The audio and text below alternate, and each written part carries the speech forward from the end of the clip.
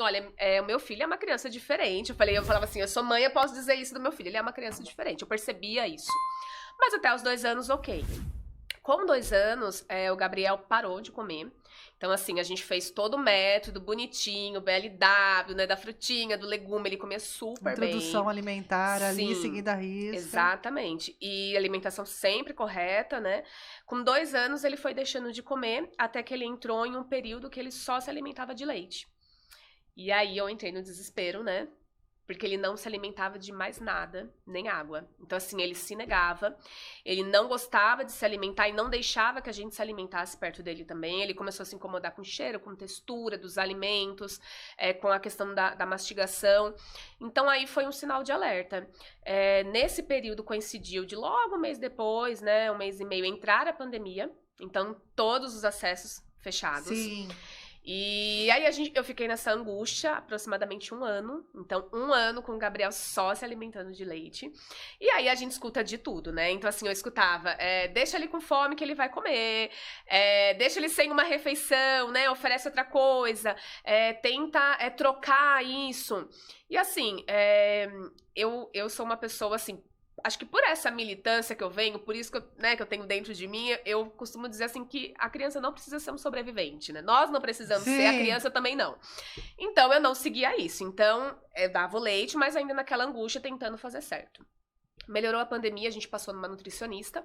E nas sessões com a nutricionista, ela me encaminhou para uma psicóloga. E nas sessões com a psicóloga, em conjunto com a nutricionista, foi que a psicóloga suspeitou da questão do autismo. E aí eu lembro que quando a psicóloga falou comigo, a primeira coisa que eu falei não, mas o Gabriel é muito inteligente. Então a gente precisa desmistificar isso. Tem um estigma, né? Exatamente. Tem um estigma. Porque as pessoas, quando ouve-se falar em autismo, pensa que é só um autista, de repente, com uma deficiência intelectual. Uhum. Claro que tem, mas tem um leque, né? Então, assim, hoje, né, até vou falar em seguida, mas assim, hoje é um guarda-chuva. Antigamente, não. Antigamente não tinha esse acesso para saber que era autista, né? Muitos adultos hoje fecham o diagnóstico de autismo. Por quê? Porque antigamente não tinha esses acessos. Então, antigamente, ele, de repente, seria o nerd da escola, ele seria um aluno esquisito, ele sofreria um bullying. E tem o Asperger também, né? Isso. Que tá ali, que tem um espectro, né? Tem Exatamente. Várias abas, níveis, assim, vários né? níveis, exatamente. E aí eu falei, a primeira coisa que eu falei, Gabriel é muito inteligente. Daí ela brincou, não, mas isso não tem nada a ver. Quer dizer nada. Aí ela falou, você vai precisar procurar um neuro. E eu gosto muito de dizer como que a gente chegou nesse diagnóstico, porque assim, qualquer profissional pode suspeitar, né? A gente tem os marcos de desenvolvimento dessa criança, né? Então, assim, se a gente falar de um autista, de repente, nível 2, nível 3, a mãe, ela vai perceber, de repente, olha, não falou na idade, né? Porque existe um período, né? Correto, não andou, né? De repente, não tá se alimentando direito, não tá pegando, não tá olhando, não tá apontando, né?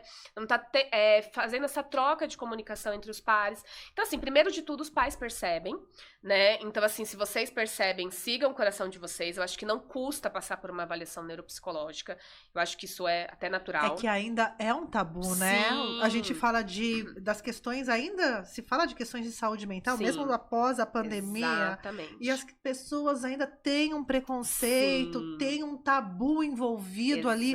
Ai, não, depressão, ainda escuta, depressão é frescura, Sim. isso aqui não, psiquiatra é coisa de louco. Exatamente. Eu tenho 42, eu cresci nesse contexto Sim. onde tudo ligado à saúde mental, e olha, minha mãe é Sim. psicóloga, minha tia é psicóloga, mas assim, tudo ligado à saúde mental era uma doença, era fator de exclusão. Então, assim, nem as mães queriam um diagnóstico, porque também era um lugar muito difícil de se estar. Sim, exatamente. Francamente, com Tainã Franco.